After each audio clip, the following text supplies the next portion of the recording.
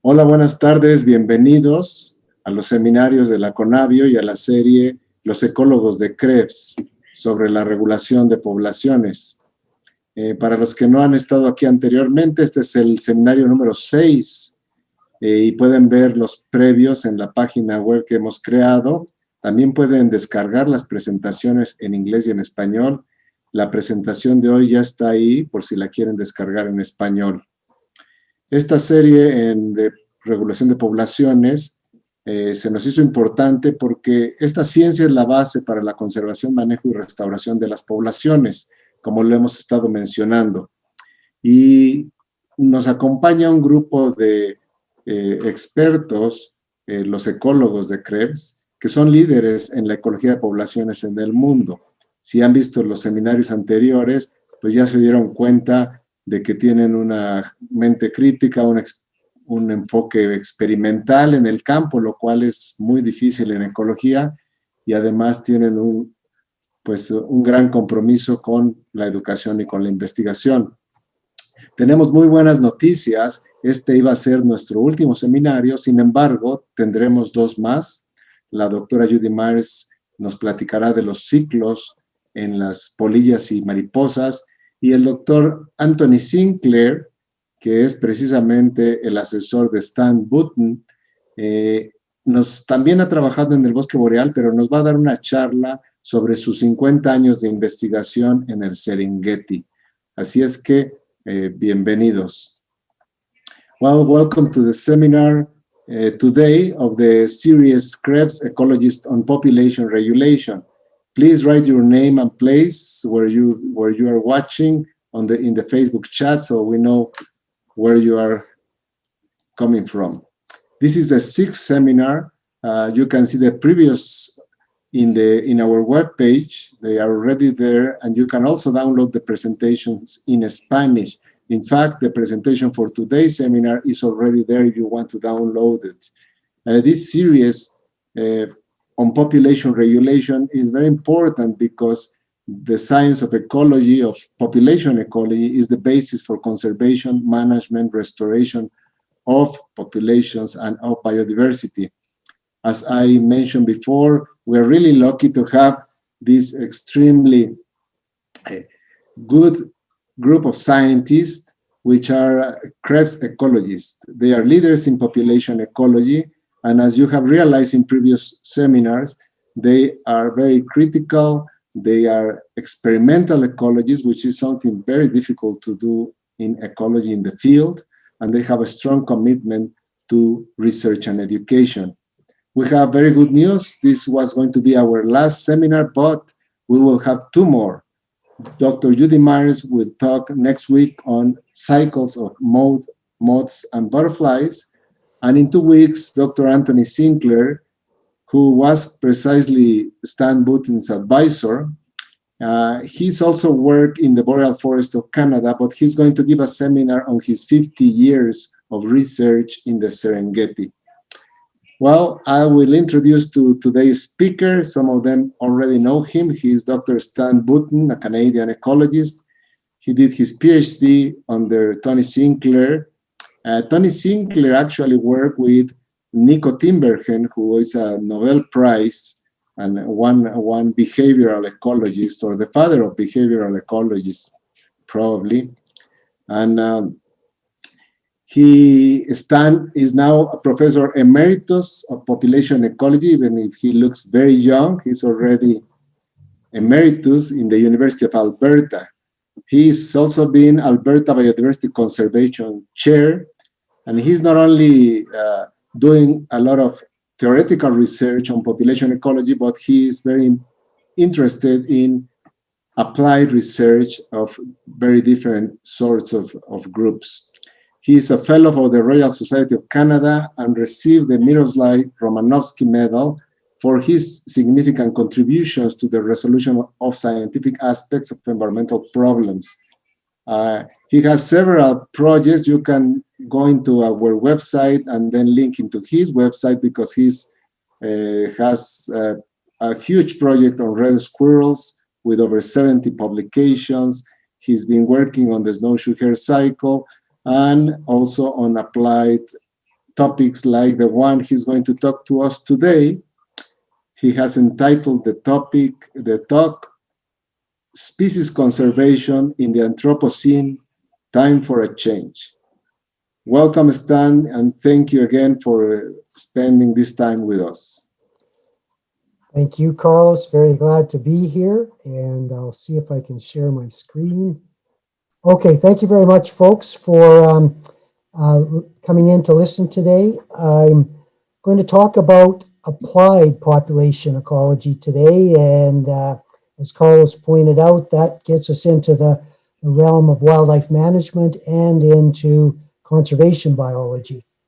And when you move into that realm, a lot of things change relative to doing pure population ecology, but some of the things that are going to be similar to what you've already seen in the series so far is I'm going to try and show you that even though we may scale up in terms of issues and questions we need to deal with and the management being involved, we can still do interesting experiments in a way we call adaptive management to learn about how the systems actually work. So today I'm going to start with the actual take-home messages for the talk. So, and I'm doing this to try and move you away from caribou specific work that I'll talk about in a bit to more of thinking about the issues that will come up with this example, this case study of caribou we'll go through that are much more general, and I think any of you working in conservation biology at the present time will likely need to think carefully about as we move forward in terms of our huge change and effects we as humans are having on the system, and in particular how changing climate is going to affect things.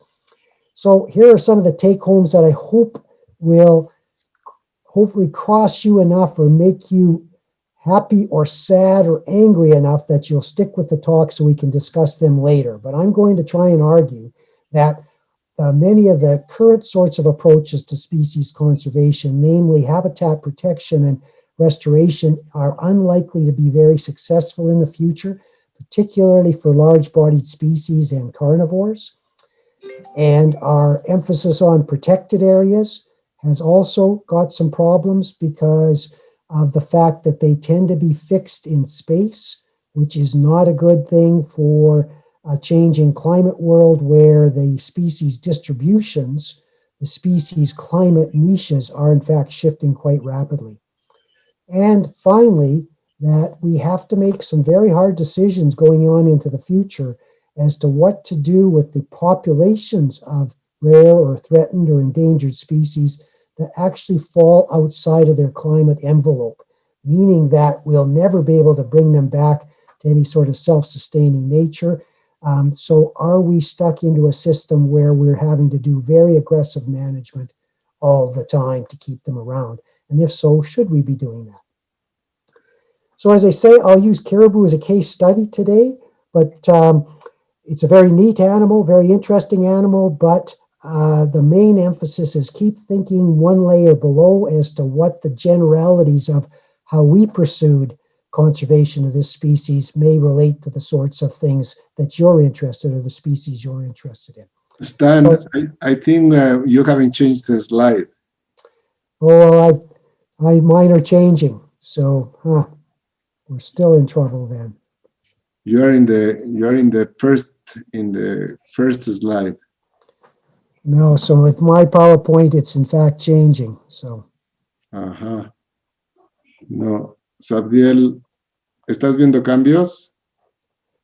Has that changed it? No, not for me. Sabdiel, ¿estás viendo cambios?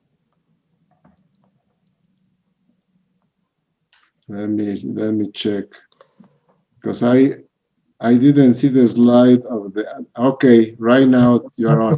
It's changed now. Okay, I'm sorry. So there are the take-home messages that I just outlined to you, and as I said, we'll talk about woodland caribou. So now I'm on the slide talking about subspecies of caribou. Is that okay, Carlos? Yeah, that's all right. Perfect. Okay, sorry about that. So caribou are a very wide-ranging species. They're found throughout the north of the world, and incredibly plastic species. Many subspecies that do quite different things, but the basic species is the same. And in northern Scandinavia and that, they're domesticated. And here in North America, in the northern parts of Canada, they occupy a really broad distribution, but they do really quite different things depending on where that distribution is. And we call those various subspecies either subspecies and or different ecotypes. And you may have heard something about the barren ground caribou, which are noted because they form incredibly large herds, sometimes over 1 million, rivaling the sorts of herds of wildebeest that Tony Sinclair will talk about in 2 weeks with the Serengeti system. And like in the Serengeti, these herds show migratory behavior moving from the alpine or the tundra in the north of Canada in the summertime down into the forests of the boreal forest in the winter, back and forth over hundreds, if not thousands of kilometers. They travel to move back and forth, and they do so in these very large aggregated herds. Their numbers have gone down over the last 20 or 30 years pretty precipitously as well. But I'm not going to talk about the conservation of them today. I'm going to talk about another member of the subspecies, and that's the woodland caribou. And this character is really quite different. You can see its distribution is in more of the southern part of Canada, but it goes right across the country. And the dotted line represents what the distribution used to be probably 100 years ago or so. And so it's shrinking northward, and many of the herds that you will see in this green area are all having major difficulties at the present time in terms of their numbers dwindling. On top of that, there are these ecotypes. And so I'll talk about the mountain ecotype first, which, as you might imagine, lives in mountains. But it's this incredibly adapted species to dealing with incredibly high snowfall levels, meters and meters in these mountainous areas. And they are able to get up on top of this snowpack and move about their environment, even with these huge amounts of snow depths. And what that does is it allows them to access their primary food source in the winter, which is lichen, a very strange food source for an ungulate, very unique to caribou. And in the mountain regions, they feed on tree lichens, which are hanging off the branches of trees. And they either pick it off these branches when the snow's deep or pick it up as it falls to the ground because of wind. And that's the main item they're using for their diet to get through the winter months. Another alternative to that is the boreal caribou, and it lives in peatland areas throughout the boreal forest. And so this is peatland habitat here, and it's notable for a couple of reasons. Very small, tiny conifer trees, not commercially viable for forestry operations, widely spaced, and then this peatland undergrowth or mass underneath. And so if you could imagine trying to walk across your mattress to get anywhere, that's what it's like walking in this habitat. Very spongy, cushiony habitat for moving through. The caribou have very big hooves for the rest of their body size, and they basically float across this habitat. But overall, it's a very unproductive habitat, not much for vascular biomass, but lots of lichen available there as well. But this lichen grows on the ground, and that's what the caribou consume in the boreal regions. Can you get closer to the microphone, Stan? And so, is that better? Yeah, that's better.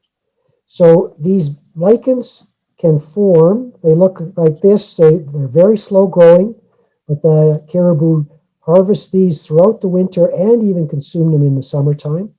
And they can form broad mats of this material, and they find these on the in these peatland complexes, and that's what they feed on by cratering down through the snowpack to get to these in the wintertime. So if you have a look at the status of boreal caribou throughout Canada, the woodland caribou, the federal government made an assessment of what the status of the various herds or populations across their distribution was in the country. And the bottom line is the greener the color, the better off the populations are.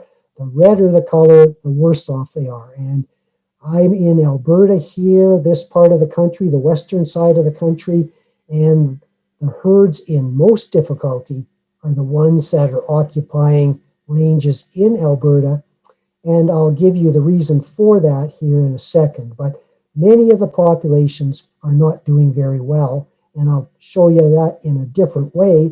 If we take the western part of the country and have a look at these various herds. So each one of these little polygons represents a herd. And a herd is just a very loose group of caribou that tend to stay together in terms of there's very little exchange between the different herds, but they form small groups that are never consistent. They stick with a few individuals for a while and then move to another group, but they are very small and they tend to be on their own most of the time, but they can range over very, very large home ranges, and the individual can.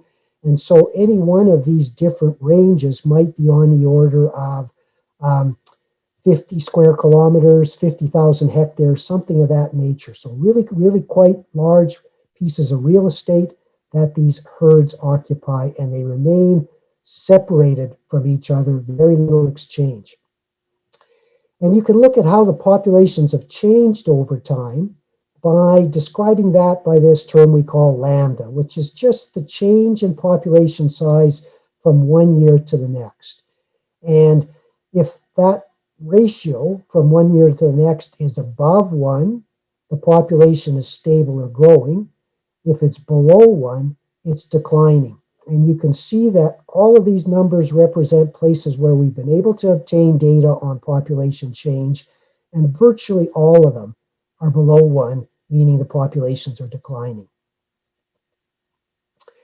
So when that situation arises, a species is considered to be in trouble or there's some problems. Once that population data has been collected, it starts to trigger some reactions in terms of government reaction, both at the federal and provincial level in our country. And the federal recovery strategy tends to be the overall driving element, and it's focused around what we call the Species at Risk Act. And the basic approach suggested to manage these sorts of problem species is pretty typical. Identify the critical habitat, protect and recover that critical habitat with the intention of getting all of the populations back to self-sustaining levels. So that's what the Federal Species at Risk Act asks the provinces who's responsible for these populations to in fact do. So there's the challenge. There's the basic approach outlined with the Federal Conservation Endangered Species Act. However, if you look at conservation in a general sense, I think the person who outlined it in the simplest sense is Graham Cawley, that for most conservation issues, we have a fairly simple problem.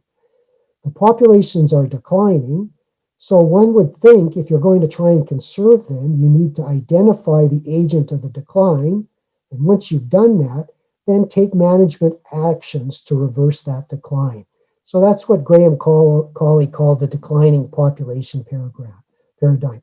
Very straightforward and makes a lot of sense. So let's have a look at what's going on with the caribou. Can we identify the agent of decline? And that might be the same as considering limiting factors. And there are probably 3 that come to mind. Are they losing habitat? And by that, I'm basically meaning, is their food supply now becoming lower, and that's why the population is dropping for some reason? Are we seeing a disease issue because they're dying from disease or parasitism? Or is there some switch in predation, or is predation the most limiting factor in the system? And in the case of caribou, we've been working at this for a number of years now, since the mid-90s, and the evidence continues to accumulate that the primary limiting factor, just as with the snowshoe hares, is predation. That most of the caribou, again, we find die of predation, and this seems to be the primary driving factor of the population dynamics that this species exhibits. But it's a really interesting setup. Normally, what caribou do to try and minimize predation rates is to keep themselves spatially separated from their predators. And they do that by basically occupying habitats that are have such low productivity that they don't support other ungulates like moose or deer, or the primary prey of the main predators, wolves, in the system. So by living out in these crazy low productive peatlands, by consuming lichen, or by living up in old growth mountain forest where the productivity is low, the caribou try and spatially separate themselves from their predators and keep predation to a minimum. And a long time ago, a fellow by the name Tom Bergerud, a very famous caribou biologist, coined that this is his hypothesis for how this worked was the spatial separation hypothesis, and he even put a bold suggestion out that if you get a situation where the wolf densities become greater than 6 per 1,000 square kilometers where caribou are, the caribou can't coexist in that system. The densities of wolves have to be less than that, and that's brought about because the prey base is too low to support wolves in these peatlands or old growth forest complexes in the mountains. So what's changed? So that's the norm, and caribou have lived with wolves for thousands and thousands of years and not declined to extinction clearly. So what has in fact changed? And this is what we think is happening. And I'll give you the mountain situation first. So in the mountain ecotopes, a lot of the forest on the lower parts of the mountains is highly productive, high value forests. And so there's been major forest harvesting going on in these valleys. And you can see that in this checker block pattern where this has been cut for harvesting and then chunks are left for a return after this stuff goes back up. But major removal of lots of the old forest. And once we remove that by forest harvesting, the new growth that comes in is stimulated and grows up rapidly, and that's excellent food for alternate ungulates in the system, namely moose and white-tailed deer, and their numbers explode. And up their numbers go with that increased productivity, and so too, along with that, are the predators that rely primarily on these moose and deer, and that's cougars and wolves. So their numbers go up because their prey resource has gone up, because their habitat's been changed to favor them, and the poor little caribou is what we call bycatch. It's basically just gets caught up in the milieu of this, and whenever the wolves or cougars encounter caribou, they take them, and that increase in numbers of predators leads to higher predation rates on these caribou.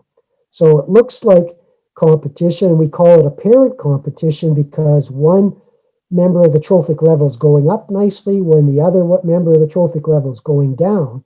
But it's not because they're competing for resources. It's brought about by this secondary effect of the spin-off of the predator numbers going up and then them eating this rare and scarcer prey, the caribou. On the boreal plains, the world's a bit different. I told you there was no commercial forestry on caribou peatlands where they're occupying, but there's a very, very extensive energy sector development. The reason the populations in Alberta are declining more than anywhere in the rest of the country is because these poor caribou sit right on top of billions of dollars of oil under the ground that is being exploited heavily by Albertans and by the country to provide the jobs and things necessary to basically run the economy. But it's a major player in the system, but And it looks like this in a very different fashion. Most of the disturbance is linear features. You can see here and here, roads, some pipeline, well sites and pipelines. This is a well site here. But these narrow features are called seismic lines. They're exploration lines. And so they need to clear the land to allow vehicles to go down that set off charges to send sound waves down into the formation, and then seismic monitors assess where the oil is and tell the companies where to drill. This total footprint is incredibly extensive, but it's only 7% of the land base. And that's important to know. They've been busy in this area, and I'll show you how busy in a second, but only 7% of the actual land base has been disturbed by these actions. And here's what we think is going on. It's still having big effects. These linear features actually have become movement corridors for predators in the system. So wolves in particular, we have now pretty good evidence that they reduce the refugia element of these peatlands. The wolves can infiltrate into these peatlands now. They move more rapidly, and we think that leads to an increase in their foraging efficiency because they can cover a wider search area and, in fact, then encounter caribou more. So that's an increase in hunting efficiency and infiltration, but there's also been a major increase in the actual wolf densities. And I'll just show you one example here. So this is a GIS layer for one caribou range, which is outlined in red here, and that's on the order of 50,000 square kilometers, or 50,000 hectares, sorry, of habitat, so a big piece of real estate. And we've studied this range for a number of years, and one of my first students, Adam James, went in and wanted to test this spatial separation hypothesis. So he wanted to know how much overlap there was between the caribou living here and the wolves in the system. So he went out and did the typical capturing of wolves from helicopter and collaring them and looking at where their territories were set up. And each of these black squares, polygons, is a wolf territory. And basically all outside of the caribou range, occupying the major river systems and lake systems that tend to be on the outside of this thing. When you look at it all, very little spatial overlap between the predator and the caribou. Just exactly what the caribou wanted in this system. And when Adam studied it, this herd was in fact stable. But then 10 years after, over the 10 years following his PhD, major development of the energy sector in here because of new technology, major changes in the system, and we wondered if that was having any effect on the wolf distribution and the caribou numbers in this herd. So another student, Dave Latham, came along some 10 years later, and he basically repeated Adam's work, and here's what he found. These are now the ranges of where he found wolves and territories in this system. Substantive change in the overlap. This is just another point showing all of the spots where the animals were captured. Still lots of action along here, but now wolves living completely out in the peatland areas, occupying territories, and clearly overlapping considerably with the caribou. And when you calculate the density of wolves in these packs and that on caribou territory or range, it was on the order of 11 wolves per 1,000 kilometers, way above that threshold of 6. And not surprising, the population of caribou in this area declined as a consequence. And all of the correlative arguments seem to suggest that our activity, all these linear features, etc., and that led to wolves getting into this area and the caribou population going down. But there's a perplexing issue here, is what are these wolves in fact living on to have their densities go up if they certainly can't live on just the caribou in that area. There's got to be some other ungulate changing in its density in the system, and how could that be if we've only affected 7% of the land base with our activities on that area? Well, the short answer is that it's white-tailed deer are actually providing the prey base to allow for that major increase in wolf densities. And we don't think, or I don't think, that is caused by our human activities on it. There's some of that, but I think this is where the climate story comes in as well. And so what this figure shows is it's a plotting of what we call the winter severity index along in both of these things over decades in the 60s versus the 90s. And basically, the darker the blue, the more severe the winters are for deer. And that's really colder temperatures and deeper snows. So an increasing severity of winters. And in the 60s, this red line represents where the deer distribution was probably limited by winter conditions.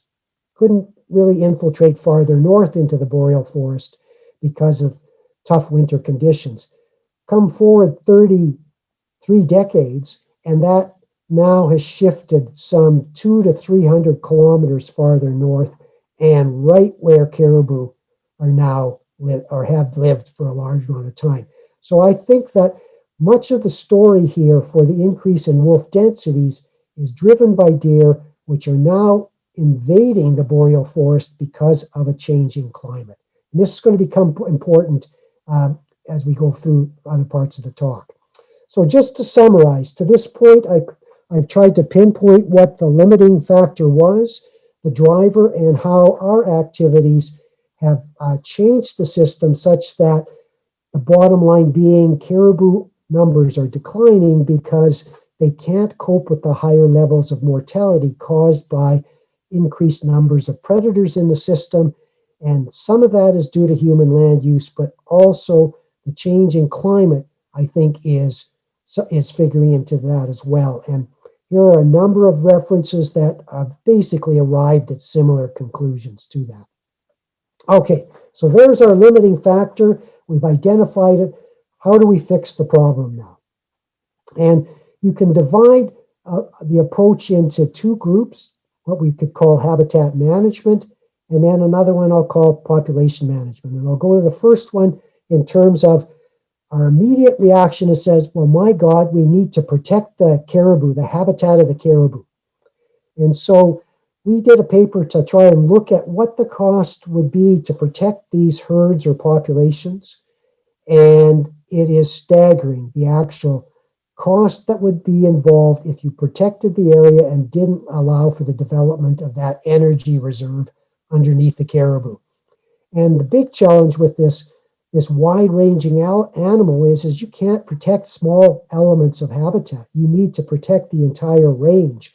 And once you get into thousands of kilometers to be protected, the cost is incredibly high, and one that society basically would never let you, in fact, maintain because of the other sort of alternative costs that come up. So in reality, what the federal government and many groups have moved to is to say, well, maybe the better alternative is to simply restore habitat. Let's try and fix it, get it back to the way it was before we were busy on the landscape. And so that they've set a target of 65% of these ranges should move to undisturbed habitat, and that means no young forests, no forests that have grown back from harvesting, and get rid of linear features. Restore them. So the idea is get busy and restore these habitats, and if you do so, that should give caribou adequate critical habitat, and these herds should be in fact happy. But the problem with it is that restoration is just simply too slow. This vegetation doesn't grow back overnight. It's going to take years for that to happen. And the magnitude of our footprint, of our activities, both in the boreal and in the mountain areas, is just so high because of our past activities that it's going to take really major efforts to try and reach the targets that have been set. Decades, in fact, to reach these sort of targets. Industry has come together and has tried to make strides in this regard. Government is trying to help with that, but the bottom line, and you should remember, is there has not been any push by government to, in fact, cut back the amount of activity in these areas. That has simply been taboo to this point. It's just, let's get on with restoring. The problem with that, if it's going to take decades before this restoration may kick in, you need to realize, everyone needs to realize, that every year we stop or live on trying to recover by restoration, we lose 5 to 10% of our populations, because that's what Lambda told us. When you're down at 0.95 or 0.9 lambda, that means 10% of your population is being lost every year. And it doesn't take anyone much thought to realize that by the time we get to restoration, we'll have so few caribou left on the land base that they will never recover anyway. So putting all the effort into restoration is just not really a viable solution. Okay, so let's talk about these population management options. And by those, I mean things that you manage directly relating to the population dynamics of the caribou. So if you were to follow Colley, the limiting factor is predation. So let's get on with trying to change that limiting factor. And the ways you could do that would be by lethal predator control. So shooting wolves, get the number of alternate prey down like moose and deer so that wolf numbers will have to decline because they have nothing to live on. Try and provide little protective pens for females and calves when they're at the most vulnerable point in time, or think about doing this on the long term. These are the potential population management solutions that have been suggested. If you look at predator control, it's been enacted, started in 2005 for one herd called the Little Smoky herd, but it is now really quite widespread in Alberta and in British Columbia. And the bottom line is that it, in fact, is showing that while control populations continue to decline, those herds that have experienced wolf control have, in fact, stabilized. And so here you see they started predator control. These are the number of wolves taken out on an annual basis. Here's the experimental population, and it's stabilized, whereas before it was declining, just like the control populations. And the evidence, I think, continues to mount, and I'll show you a bit more of that. But it looks like predator control can be helpful, and it certainly supports the working hypothesis we had for the proximate reason for why these caribou's populations are going down. Trouble is, it's got to be continuous. You can't stop. Once you start, if you stop, the wolves flood back into the system, so you have to do it every year. And on top of it, the social license, the societal license to allow people or government agencies to, in fact, do predator control is very tenuous. There's lots and lots of advocacy groups that say you should not be doing this to protect caribou. We don't care about that. You should not be allowed to control wolves by shooting them from helicopters. And so this is always going to be a major challenge if you want to use that tool as your solution. Maternal pens are a way to try and get around that, and that's by saying we need to bring the refugia part back to the caribou system. And you could do that on a small scale by building these smaller maternity pens, just a few hectares. Females are captured when they're pregnant and flown into these things where they're left to produce their calves. And at that time, they raise their calves up for roughly 6 weeks before they're released back out into the wild where they were taken from. But just that little bit of that 6 to 8 weeks of protection, we think, can improve calf survival and adult female survival and actually contribute to the population growth of the herd. The long-term rearing facilities have not been instituted yet. This is an idea I have, and I basically have taken it from out of the recipe book that's used very extensively in Australia in particular. And they're they're much larger areas that have permanent fences erected to keep predators out.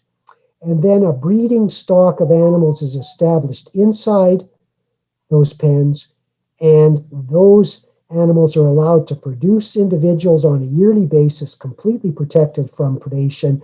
And once the youngsters reach yearling age, they are then released back out into the wild. So trying to create an artificial safe haven that gives some respite from this heavy predation pressure.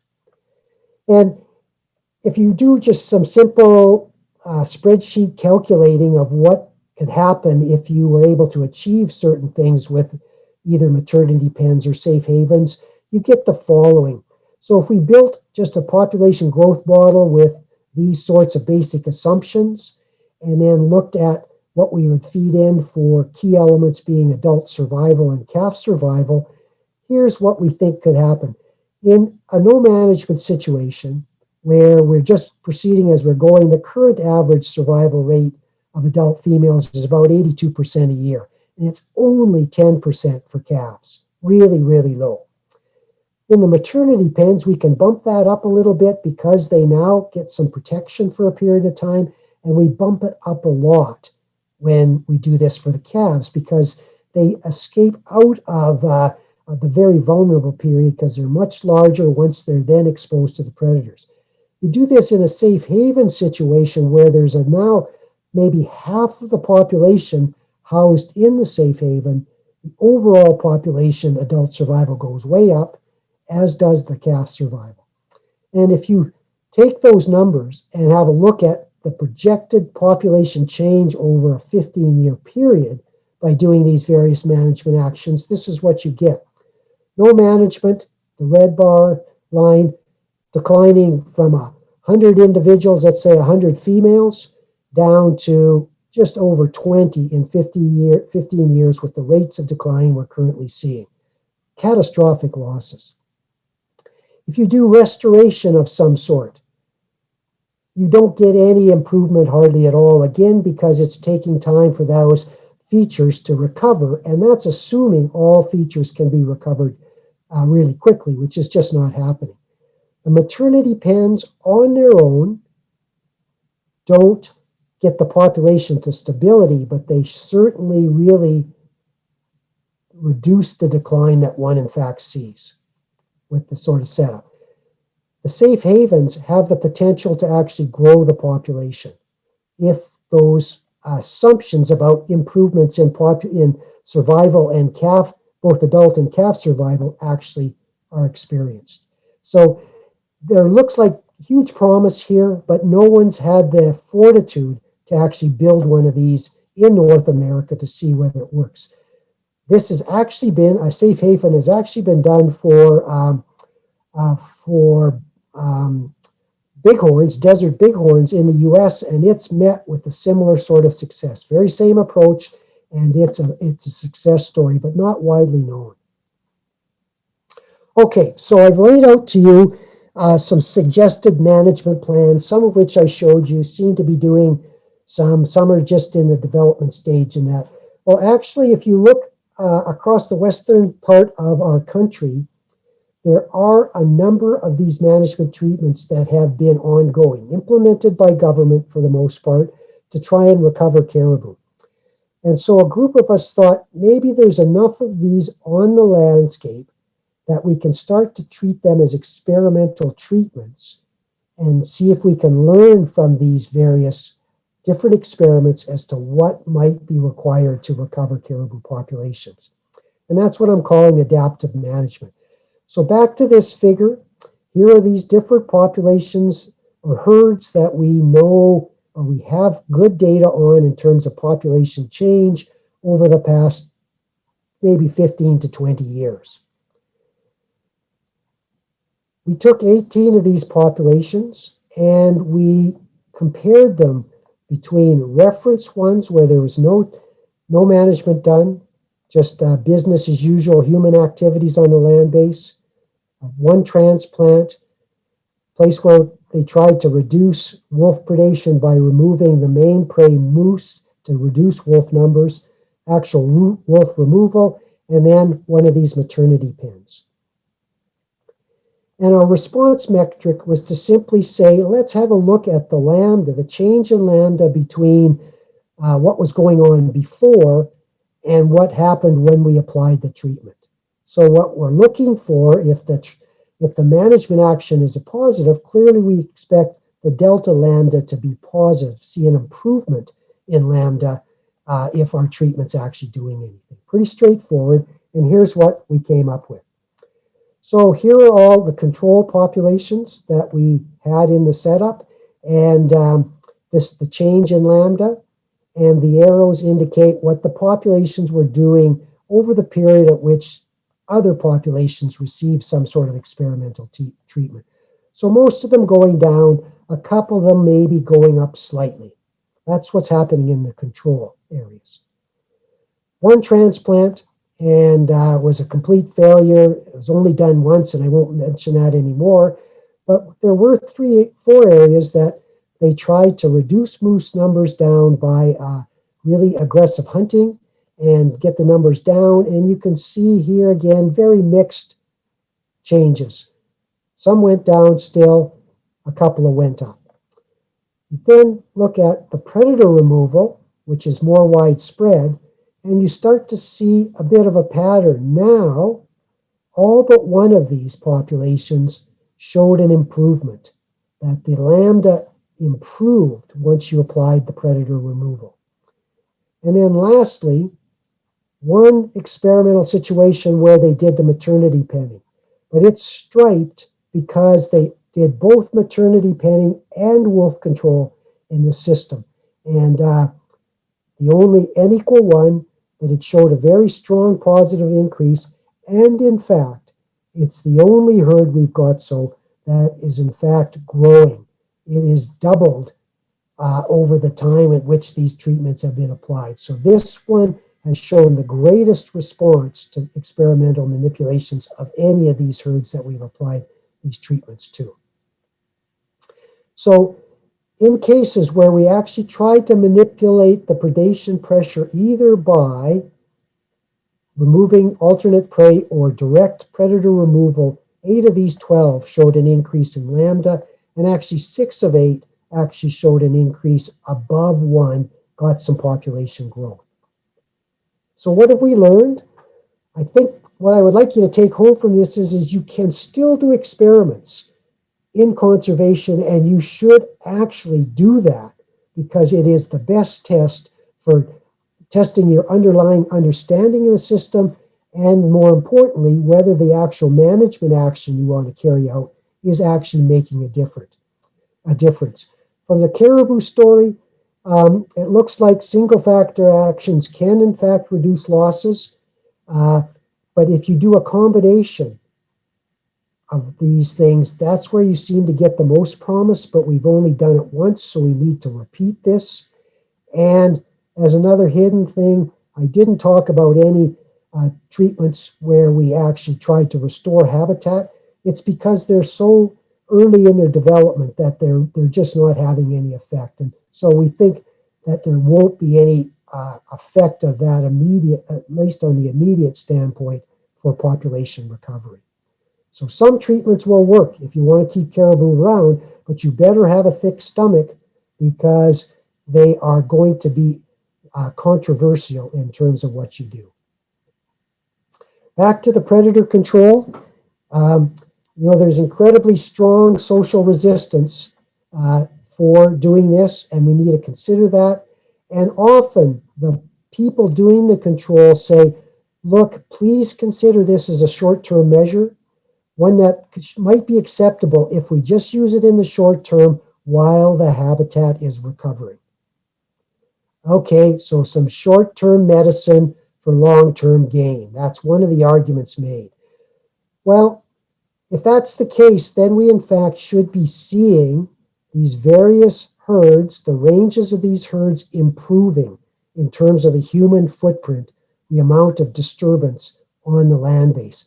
So we went back and looked at that over the last 20 years, took each of these herds and did some GIS work sort of in 2000 and 2018, and basically asked the simple question, if you look at net habitat change going from young to older forest or recovered lines in that, what cases do we have to suggest that the habitat is in fact being recovered, which is being argued by governments to allow for wolf control?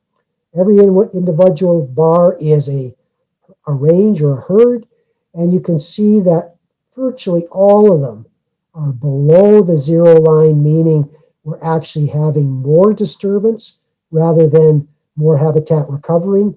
And there are a few places in BC where it is, but the majority are in fact getting worse rather than better. So to try and justify that we're going to do wolf control in the short term until the habitat improves, there's no indication that government management is getting to us to that point at all. So habitat isn't recovering, and the question really becomes one of, do we really want to do predator control for the next generation to try and keep caribou around? Because that's the reality of what we're seeing, because it's either that or moving to safe havens and or maternity pens, very aggressive management to keep these caribou herds in the system with the historical activities that we've had on the land base. It's not a pretty picture, and it's not one that we could ever dream of getting to self-sustaining populations in the short term. And I want to end with just getting you to think about one more wrinkle in this story.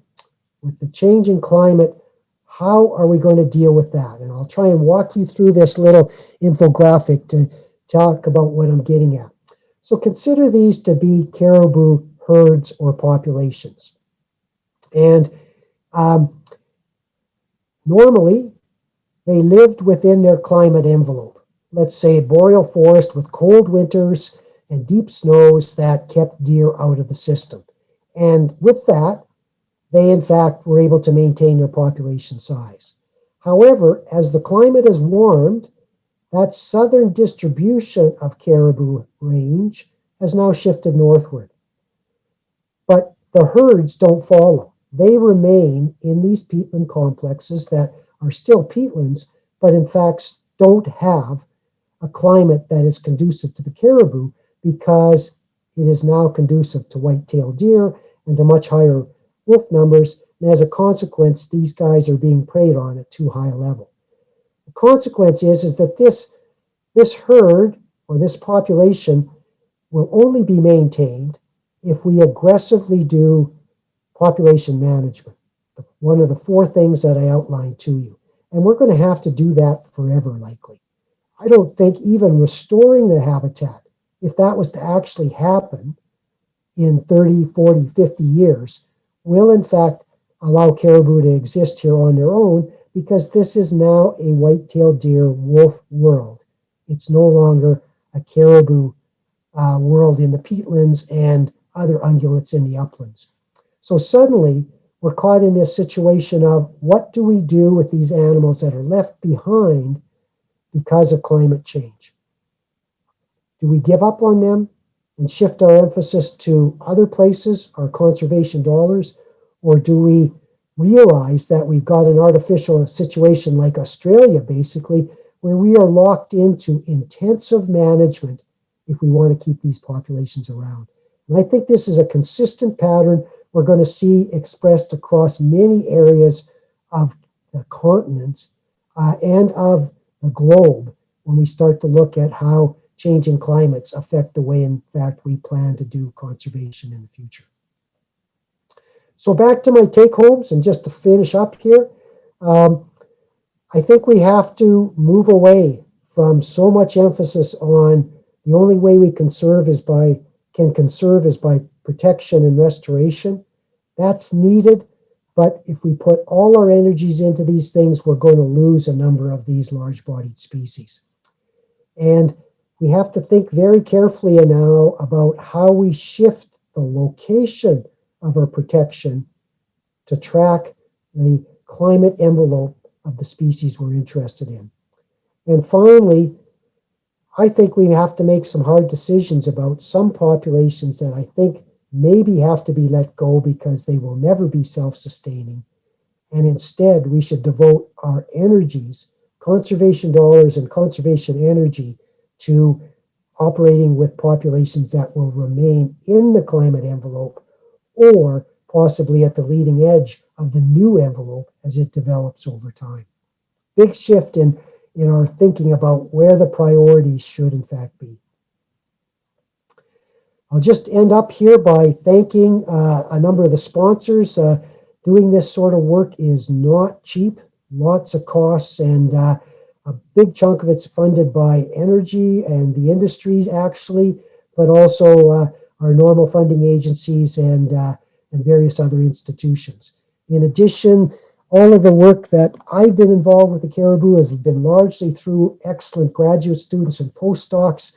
Some 20 to 25 students have been involved in collecting the data that I know best in Western Canada, and they continue to do so.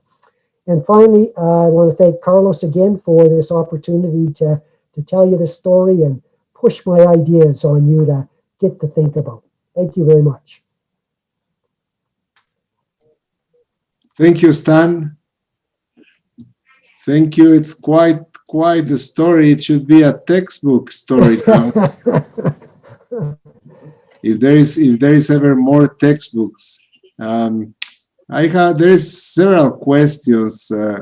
I have some. A lot of people like the seminar. They say hello from Washington, from many states in Mexico, Querétaro, from Baja California. And I like to start with some questions. The system seems very amazing. It's a foreign system for tropical countries. These caribou herds, which probably were similar to the bison herds that used to be all over the place in North America, but now they are just small remnants. Yeah. I guess the story tells us that disturbance by humans, even if it's small disturbances, increase the ungulates, change the system, basically the balance of the system increases ungulates, and the predators and the losers are the caribou. Yeah. It's interesting because we are used to talk about and think about fragmentation as providing isolation, whereas here it's just the opposite. No, fragmentation provides the opposite. It allows animals to move and also to change all these relations. It's also interesting because the problem here in this part of the world is too many predators, where in most places it's too few predators. Yeah. And also, while the responses are very interesting too, I was wondering, well, you mentioned that article that shows that the costs of restoration are very high, and also that restoration is very slow. Mm-hmm. Is this inherent to this system? Is this because the boreal forest and all these ecosystems are slow ecosystems, or why is the cost so high?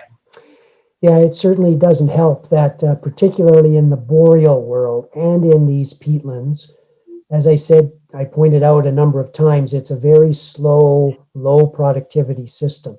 So the recovery of those features makes recovery even slower. Even if we try tricks to try and get the vegetation to grow back more rapidly, it's still quite slow. And then you think about the old growth forests that are being harvested in the mountain areas. Clearly, they take 50 to 70 years to reach maturity, or if not longer.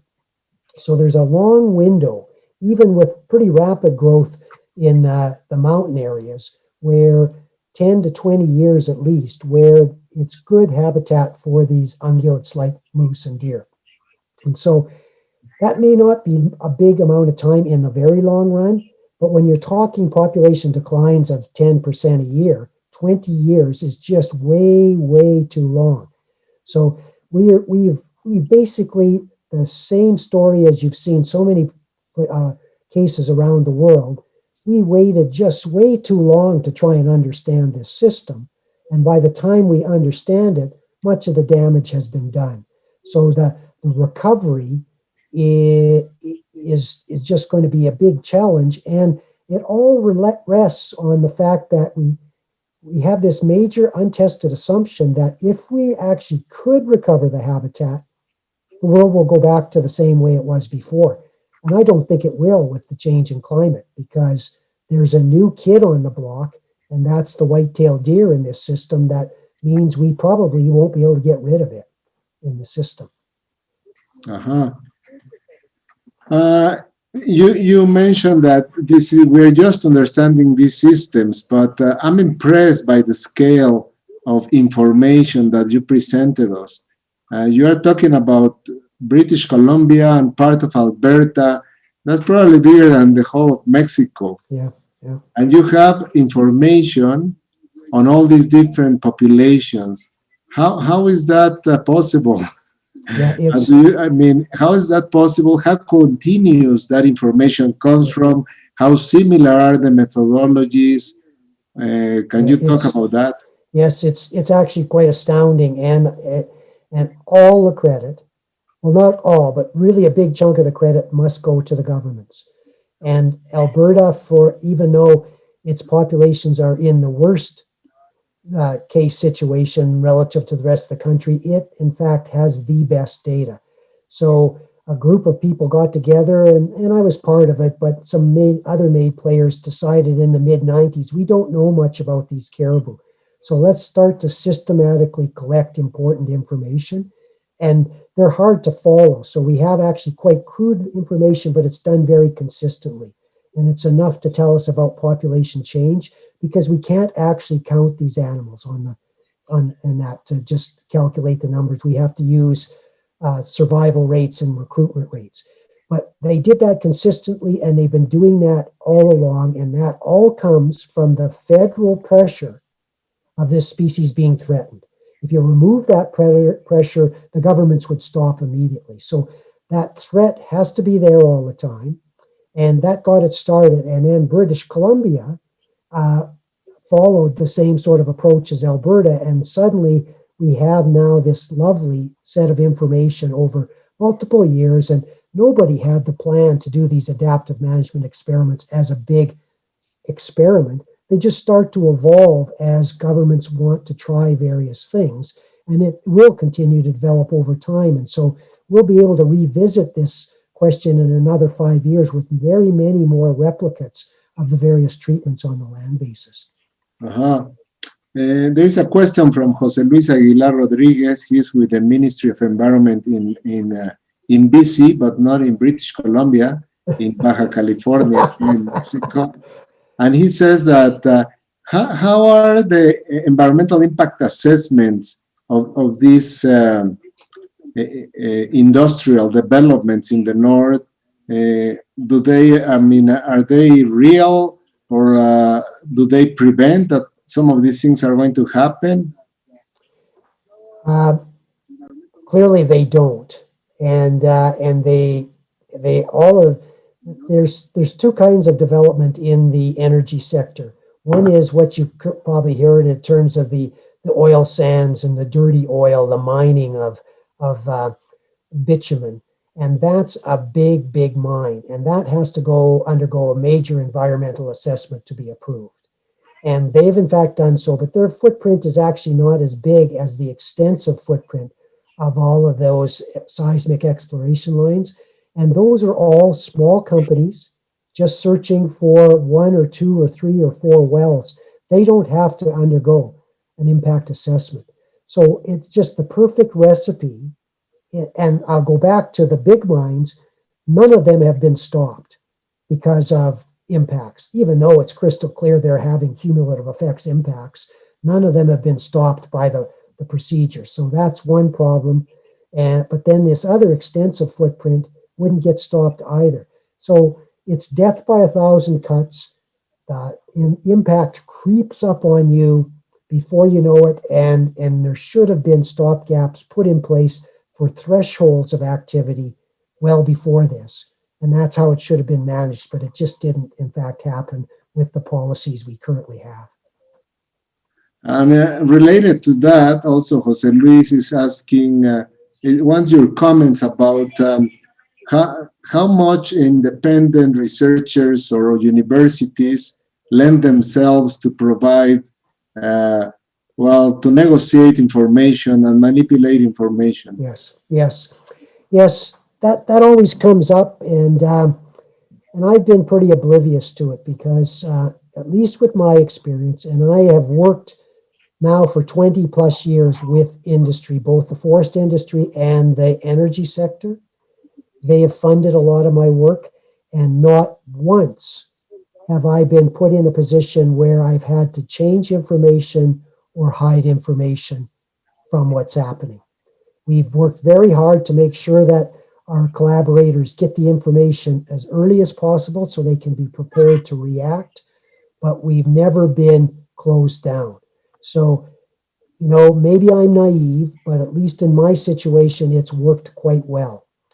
The government has also been pretty forthcoming in supplying its information to let us use it.